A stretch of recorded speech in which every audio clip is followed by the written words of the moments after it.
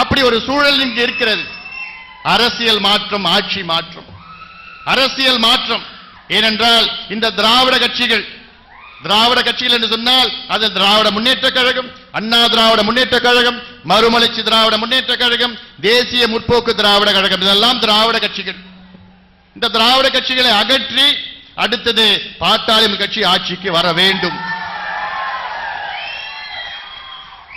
திராவிட முன்னேற்ற கழகம் இவர்கள் எப்படி ஆட்சிக்கு வந்தார்கள் என்று நம்முடைய எனக்கு முன்பு பேசிய நம்முடைய அருண் பிரகாஷ் சொன்னார். ராஜேந்திரன் யார்? நம் வன்னிய சொந்தம். அண்ணாமலை பல்கலைக்கழகத்திலே ஒரு மாணவனாக படித்துக் கொண்டிருந்தான். சொன்னா அருண் பிரகாஷ் சொன்னா 18 வயதிலே உயிர் நீத்த ராஜேந்திரன். அப்போது நடந்த இந்த இந்தி எதிர்ப்பு போராட்டத்திலே தான் திமுக ஆட்சிக்கு வருகிறது. யார் நடத்தியது இந்த போராட்டம்? யார் நடத்தினா? மாணவர்கள், உங்களை போன்ற மாணவர்கள் நடத்திய அந்த போராட்டத்திலே முதலிலே இந்த போராட்டத்திற்காக உயிர் கொடுத்தது ஒரு வன்னியன், ராஜேந்திரன் என்ற ஒரு வன்னியன் தான் போராட்டம்.